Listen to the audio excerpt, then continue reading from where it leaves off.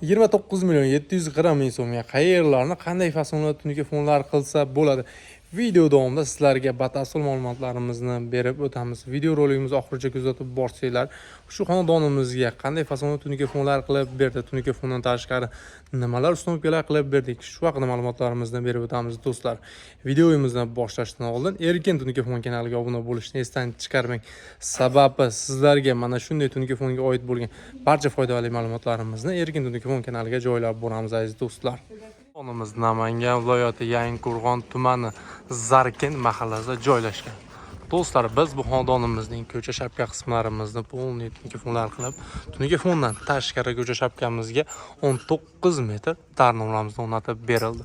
Hamda ravatxonamizga ko'rib turganlardek bir komplekt oynali ro'mimizdan, hamda ravatxonamiz ham juda ham chiroyli fasonli tungi fonlarimizdan qilib berganmiz.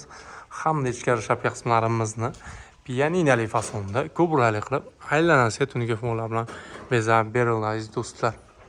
Hamda mana bu tomonda ko'rib turganlardek 2 dona kattagina ayvon qismlarimizni ham tungi fonlar bilan bezab berilgan do'stlar. Shunda bu xonadonimizga tungi fonning kvadratiga hisoblaganimizda 209 kvadrat atrofida tungi fon ishlatdik. Tungi fonimizdan tashqari 19 metr tarnovlarimizdan ravatxonamizga bir komplekt oynali ro'mimizdan o'rnatib berildi.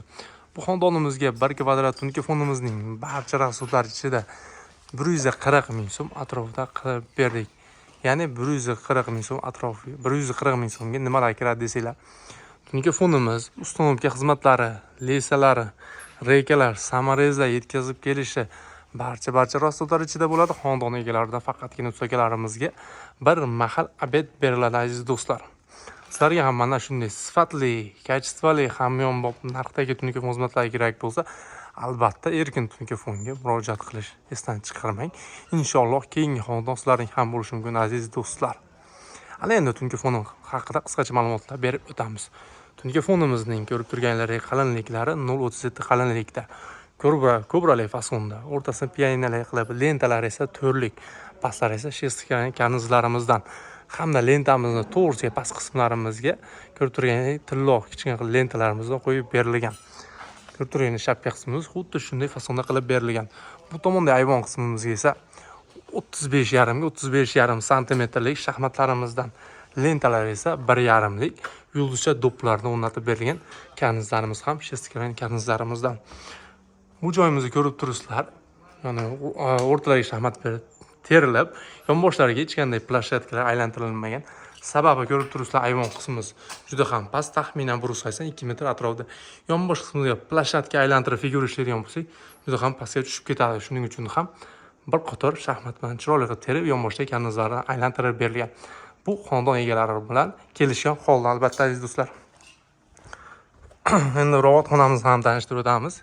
Kichkinagina 3,5 ga 3 lik ravatxonamizni ham tungi fonlar qilib berilgan.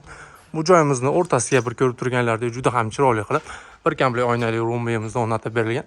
O'rtalarga 35,5 sm shaxmatlarimiz qatirilgan. Yonbosh qismlarimizga esa dasturxonli fasonimizdan yonboshlariga esa pianinali mana bunday figuralardan ishlab berilgan. Ko'rib turibsizlar, ravat shakllarni ashbilar bilan kichkina tungi fonlarni bekitib, bu tomonlarni ham ashbilar bilan bekitib o'tkazilgan.